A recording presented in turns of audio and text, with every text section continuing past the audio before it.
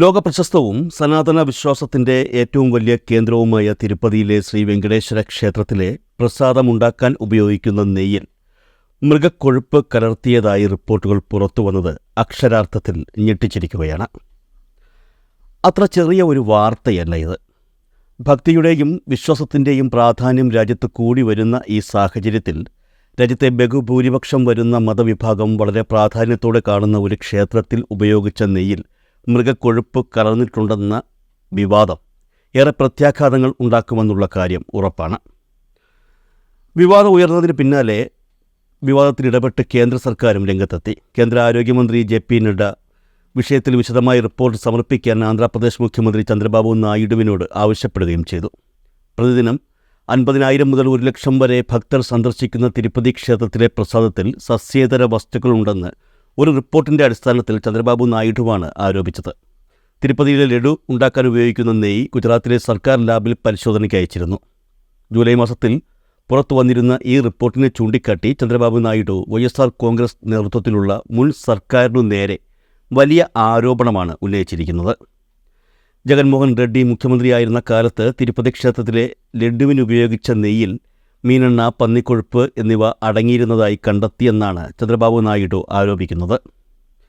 ചന്ദ്രബാബു നായിഡുവിൻ്റെ മകൻ നര ലോകേഷ് നായിഡുവും നായിഡുവിൻ്റെ പാർട്ടിയായ TDPയും ഈ ആരോപണങ്ങളെ പിന്തുണച്ച് രംഗത്തെത്തുകയും ചെയ്തതോടെ വിവാദം ചൂടുപിടിച്ചു നിൽക്കുകയാണ്. ചന്ദ്രബാബു നായിഡുവിൻ്റെ ആരോപണം പച്ചക്കള്ളമാണെന്ന് വ്യക്തമാക്കിക്കൊണ്ട് YSR കോൺഗ്രസും രംഗത്തെത്തി കഴിഞ്ഞു. തെലങ്കാനയിലെയും ആന്ധ്രയിലെയും ജനങ്ങൾ, ദക്ഷിണ കേരളത്തിലെ മുഴുവൻ ഹിന്ദുമത വിശ്വാസികളും വളരെ പ്രാധാന്യത്തോടെ കാണുന്ന ഒരു ക്ഷേത്രത്തിനെ സംബന്ധിച്ച് ഇത്തരത്തിലുള്ള ഒരു ആരോപണം ഉന്നയിച്ചത് ചില രാഷ്ട്രീയ ലക്ഷ്യങ്ങളോടെ ആണെന്നാണ് YSR കോൺഗ്രസ് പറയുന്നത്. തങ്ങൾ ആന്ധ്രയിൽ ഭരണത്തിലിരുന്ന സമയത്ത് ഇത്തരത്തിലുള്ള യാതൊരുവിധ സംഭവങ്ങളും നടന്നിട്ടില്ലെന്നും ഇത് മനഃപൂർവ്വം ഉണ്ടാക്കിയെടുത്ത ഒരു വിഷയമാണെന്നുമാണ് ഇവരുടെ വാദം. എന്തായാലും ഒരു കാര്യം ഉറപ്പാണ്, ഈ ഒരു സംഭവം വലിയ ഇമ്പാക്റ്റ് ഉണ്ടാക്കും. കാരണം ഭക്തിയുടെ കാര്യത്തിൽ ഉണ്ടാകുന്ന ഓരോ വിവാദങ്ങളും ദേശീയ തലത്തിൽ വരെ വളരെ ചൂടേറിയ വിഷയങ്ങളായി മാറുമെന്നുള്ള കാര്യം ഉറപ്പാണ്. എന്നാൽ ഈ സംഭവം പുറത്തു വന്നതിന് പിന്നാലെ അതുമായി ബന്ധപ്പെട്ട മറ്റു പല വാദങ്ങളും ഉയർന്നു വരികയാണ്. അതിലൊന്നാണ് അയോധ്യയിലെ രാമക്ഷേത്രവുമായി ബന്ധപ്പെട്ട് ഇപ്പോൾ ഉയർന്ന വിവാദം.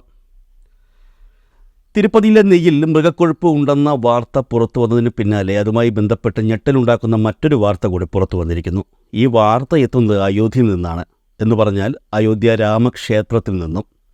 ഈ വർഷം ജനുവരി 22-നാണ് അയോധ്യ ശ്രീരാമക്ഷേത്രത്തിൽ പ്രാണപ്രതിഷ്ഠ നടന്നത്.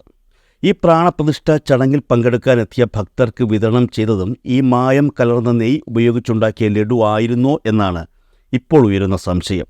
പ്രാണപ്രതിഷ്ഠാ ചടങ്ങിനിടെ തിരുപ്പതി ക്ഷേത്രത്തിലെ ലഡു ഭക്തർക്ക് പ്രസാദമായി വിതരണം ചെയ്തിരുന്നതായി രാമക്ഷേത്രം മുഖ്യ പുരോഹിതൻ ആചാര്യ സത്യേന്ദ്ര ദാസ് തന്നെയാണ് വ്യക്തമാക്കിയിരിക്കുന്നത്. ദേശീയ മാധ്യമമായ ആജിതക്കുമായുള്ള സംഭാഷണം മധ്യേയാണ് ആചാര്യ സത്യേന്ദ്ര ദാസ് ഇക്കാര്യം വെളിപ്പെടുത്തിയത്. അതേസമയം പ്രാണപ്രതിഷ്ഠാ ചടങ്ങിനിടെ അയോധ്യ രാമക്ഷേത്രത്തിലേക്ക് തിരുപ്പതിയിൽ നിന്നും എത്ര ലഡു കൊണ്ടുവന്നുവെന്നുള്ള കാര്യം തനിക്കറിയില്ലെന്നും അദ്ദേഹം പറഞ്ഞു. അക്കാര്യം ശ്രീരാമ ജന്മഭൂമി തീർത്ഥ ക്ഷേത്ര ട്രസ്റ്റിന് അറിയാമെന്നും അദ്ദേഹം വ്യക്തമാക്കി. എണ്ണം അറിയില്ല, പക്ഷേ ലഡു കൊണ്ടുവന്നു, അത് ഭക്തർക്ക് പ്രസാദമായി വിതരണം ചെയ്യുകയായിരുന്നു. തിരുപ്പതി ക്ഷേത്രവുമായി ബന്ധപ്പെട്ട് ഇപ്പോൾ പുറത്തു വന്നിരിക്കുന്ന മായം ചേർക്കൽ റിപ്പോർട്ട് അപകടകരമായ ഗൂഢാലോചനയിലേക്കാണ് വിരൽ ചൂണ്ടുന്നതെന്നും ആചാര്യ സത്യേന്ദ്രദാസ് പറഞ്ഞു.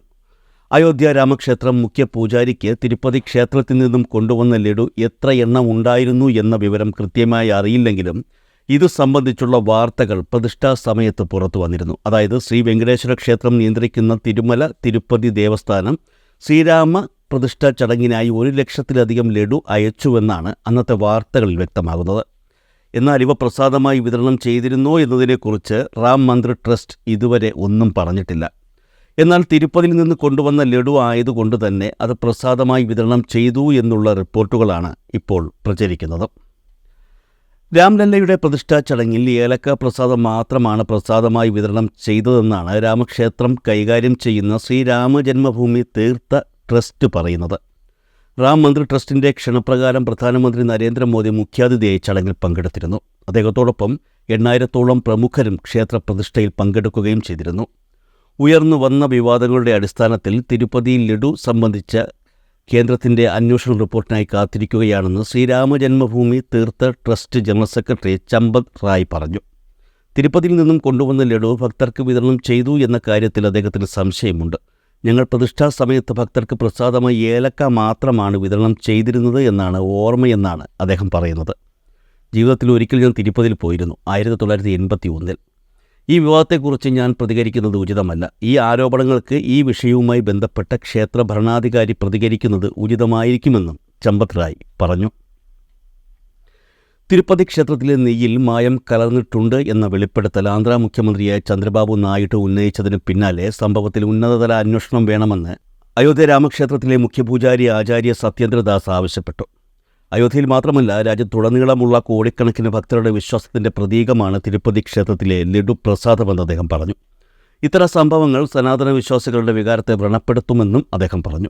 ഇത് ഇന്ത്യയുടെ മതപൈതൃകത്തിന് നേരെയുള്ള കടന്നാക്രമണമാണെന്നും ഇതിന്റെ ഗൗരവം കണക്കിലെടുത്ത് വിശദമായ അന്വേഷണം നടത്തി കുറ്റക്കാരെ കർശനമായി ശിക്ഷിക്കണമെന്നും അദ്ദേഹം ആവശ്യപ്പെട്ടിട്ടുണ്ട്.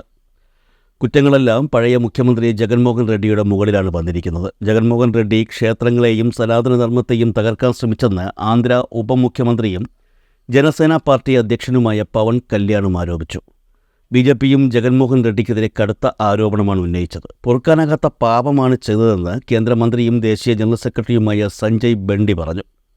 അതേസമയം ഇത്തരം ആരോപണങ്ങളിലൂടെ ചന്ദ്രബാബു നായിഡുവാണ് ക്ഷേത്രത്തിന്റെ പവിത്രത നശിപ്പിച്ചതെന്ന് തിരുമല തിരുപ്പതി ദേവസ്ഥാനം മുൻ ചെയർമാനും YSR കോൺഗ്രസ് നേതാവും ഇപ്പോൾ രാജ്യസഭാംഗവുമായ YV സുബ്ബറെഡ്ഡി ആരോപിച്ചിട്ടുണ്ട്.